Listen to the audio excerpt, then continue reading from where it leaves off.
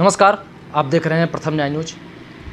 सीधी जिले का एक युवा चेहरा, नाम है आशीष मिश्रा, जो लगातार समाज के कार्यों में सक्रिय रहते हैं और लोगों की जो मूलभूत आवश्यकताएं रहती हैं उनको भी, जो समस्याएं रहती हैं उनको हल करवाने में भी लोगों की मदद करते हैं।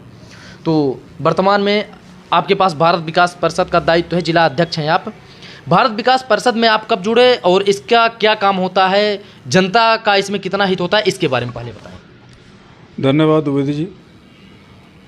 भारत विकास परिषद मूलतः एक सामाजिक संस्था है जिसमें पीड़ित मानवता के सहायतार्थ जो भी उनकी आवश्यकताएं होती हैं तो शासन प्रशासन के माध्यम से या समाज के जो प्रबुद्ध जन हैं उनको साथ में लेकर और ऐसी पीड़ित मानवताएं जो भी समाज में हैं उनकी मदद करना और मदद करने के साथ उनके समस्या का समाधान करना, ये विशेष कार्य रहता है। इसमें दिव्यांगों का काम भी हम लोग करते हैं। दिव्यांगों संबंधी जैसे उनके मान लीजिए कि कोई दिव्यांग व्यक्ति है जो इसके एक हाथ नहीं है, किसी के एक पाँव नहीं है, कोई दृष्टिबाधित है, कोई अस्थिबाधित है, तो अलग अलग उसमें प्रकल्प होते हैं दिव्यांगों में भी। तो उसमें उनको कृत्रिम अंग प्रदान करना, किसी को पोलियो की समस्या है, चल नहीं पा रहा है तो उसको कैलिपर्स दिलवाना, कैलिपर्स के साथ मोटर बाइक का भी सरकार के माध्यम से सामाजिक न्याय विभाग के माध्यम से उसका चिन्हांकन होता है और समय समय पर वो कार्यक्रमों के माध्यम से लोगों को प्रदान किए जाते हैं। अभी भी 2-3 कैंप अपने यहाँ सिहावल में भी हुए, सीधी में भी हुए। तो सामाजिक मूलतः विषय है, समाज के प्रबुद्ध जन को साथ में लेकर करना है, शासन प्रशासन की मदद लेते हुए भी करना है, ये मूल विषय रहता है।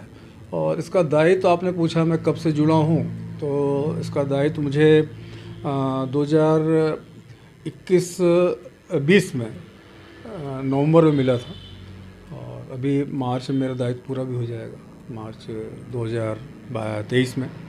उसके बाद नए परिषद का गठन हो, लेकिन परिषद में तो हम जुड़े ही रहेंगे जो काम कर रहे हैं। ये तो हुई भारत विकास परिषद के माध्यम से लोगों को लाभ पहुंचाने की बात। अब अगर क्षेत्र के संबंधित विषय में बात की जाए या मुद्दों की बात की जाए जहां पर लोग परेशान होते हैं, आपके दृष्टि से क्या लगता है कि क्षेत्र में अभी ऐसे कौन से मुद्दे हैं जिनमें लोगों को सहायता करने की आवश्यकता है या लोग उससे अभी वंचित हैं? वंचित तो सभी तबका नहीं है, लेकिन हाँ ये ज़रूर हम बोल सकते हैं कि सरकार की योजनाओं का 100% क्रियान्वयन अभी तक समाज में दिखता नहीं है। उसमें कहीं न कहीं हमारे जो समाज सेवक लोग हैं, जो लोग मैदानी इलाके में रहते हैं, जनता के बीच जाते हैं, करते हैं, और उनका और जो शासकीय सेवक है उनके बीच कहीं न कहीं एक जो समन्वय की कमी है दिखी है मेरे को। क्योंकि जनता का आवश्यकता क्या होता है, जनता, आप भी पत्रकारिता के क्षेत्र में हैं तो ये देखते होंगे कि जनता की मूलभूत जो भी आवश्यकताएं अगर बोलती है जनता, तो स्वास्थ्य और इसके अलावा राजस्व और तीसरा पुलिस का मामला आता है कि कोई प्रताड़ित न करे।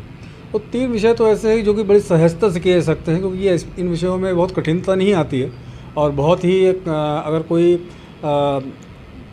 कठिन मुद्दा ना हो तो आसानी से ये राजस्व, स्वास्थ्य और चिकित्सा की सुविधाएं दी जा सकती है। सरकार की मंशा भी यही है कि किसी भी व्यक्ति को पीड़ित न किया जाए, सरकार सभी लोगों को स्वास्थ्य की समुचित व्यवस्था करे, राजस्व के अधिकारी कर्मचारी जो हैं सही ढंग से अपना विलेय को मेंटेन करें और जनता के माध्यम पास जाके शिविर लगा के उनका करिए। सरकारी करवा रही है, भी आप देख ही रहे हैं, आदरणीय मुख्यमंत्री जन समाधान शिविर सब जगह लगा, पूरे जिले भर में लगा और लोग लाभान्वित हो रहे हैं और इसकी मॉनिटरिंग भी भोपाल लेवल से हो रही है। तो ये मूलभूत आवश्यकताएं हैं और इसकी पूर्ति की जा सकती है, बहुत कठिन समय काम नहीं है। आवश्यकता इस चीज़ की है कि समाज में रहने वाले व्यक्ति और शासकीय सेवक के बीच एक समन्वय बना के, एक कड़ी बना के और इसको जनता के पास में ले जाना पड़ेगा, जिससे कि लोगों के बीच में कम्युनिकेशन गैप जो एक शब्द होता है, ठीक है, वो गैप ना रहे। जितना गैप कम रहेगा उतना ही ज़्यादा जनता लाभान्वित होगी। जैसे क्षेत्र में और कई मुद्दे हैं, बिजली, पानी, सड़क, शिक्षा, स्वास्थ्य और रोजगार, जैसा भी आपने कहा, पुलिस, राजस्व और स्वास्थ्य की आपने बात की। शिक्षा के क्षेत्र में भी देखा जाए तो सरकार की बहुत सारी योजनाएं हैं, लेकिन फिर भी वो ग्रामीण अंचलों में क्रियान्वयन उनका नहीं हो पा रहा है, ऐसा देखने को मिलता है। तो कहाँ पर सुधार की गुंजाइश है? देखिए, सुधार की पूरी गुंजाइश है, सुधार हो भी रहे हैं, समय समय पर सुधार हो भी रहे हैं, ऐसा पर नहीं कर सकते। अभी सीएम राइज स्कूल सिहावल में खुले हैं, अभी सीएम साहब आए थे तो घोषणा भी की है यहाँ पे। हम तो मुख्यमंत्री को मानते हैं, किसी दल की बात नहीं कर रहे। अगर उनकी कोई मानसिकता अच्छी रही है तभी ना वो सीएम राय स्कूल खोल रहे हैं, और वो चाह रहे हैं कि कोटा की कोचिंग आके यहाँ हमारे गरीब बच्चों को समाज के बीच में जाके कोचिंग प्रदान करें।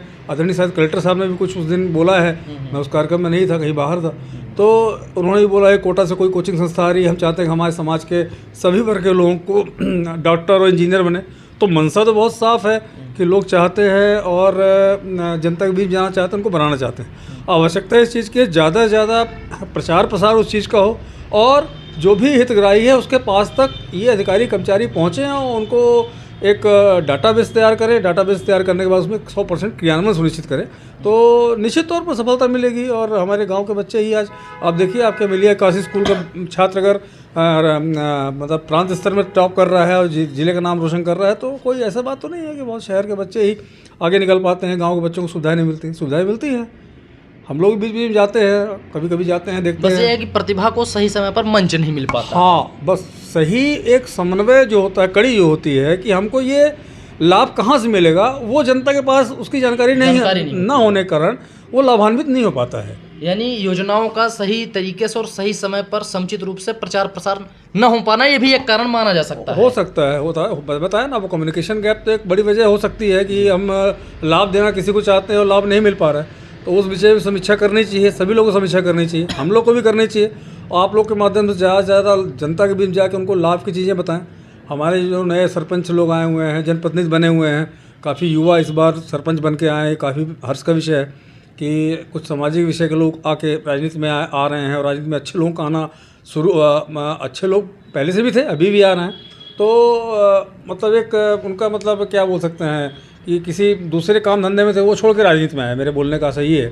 तो ऐसे लोग प्रवेश कर रहे हैं, तो उनको भी थोड़ा अनुभव कमी है, तो साथ में बैठ के अनुभव लें, सभी लोगों के साथ बैठ के अनुभव लें, जो पूर्व अनुभवी लोग उनके क्षेत्र के रहे हों, और अनुभव के आधार पर जनता को ज़्यादा से ज़्यादा लाभान्वित करने का प्रयास करें।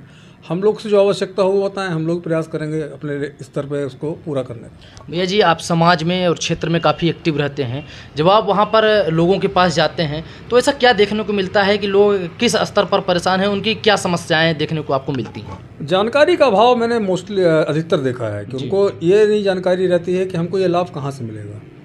उनको ये जानकारी नहीं है कौन सा काम हमारा ज़िले में हो, कौन सा काम हमारे ग्राम पंचायत स्तर में हो सकता है। तो ये जानकारी समय समय पर लोगों को दिया जाता है, देते हैं, और उनका लाभ दिलवाने का प्रयास उस समय करते हैं। तो उनके अंदर एक आत्मविश्वास जागृत होता है कि नहीं, ये काम तो हमारे यहीं हो सकता है, हम क्यों बार बार कलेक्ट्रेट भटक रहे हैं, जिला भटक रहे हैं। तो मैं आपको बार बार वही चीज़ बोल रहा हूँ कि जनता को जागरूक करने की आवश्यकता है कि उनका सरकार की मंशा है कि हम घर में कर्मचारी को भेज के आप काम करवाएंगे। उस मंशा को 100% तभी हम पूरा कर पाएंगे जब जनता जागरूक होगी। जनता जागरूक है, अपने क्षेत्र की जनता, जिले की जनता बहुत जागरूक है, ऐसा नहीं है, थोड़ा और प्रयास किया जाए। जी, चलिए, प्रथम न्याय न्यूज़ से जुड़ने के लिए आपका बहुत धन्यवाद। बहुत बहुत धन्यवाद, आभार आपका।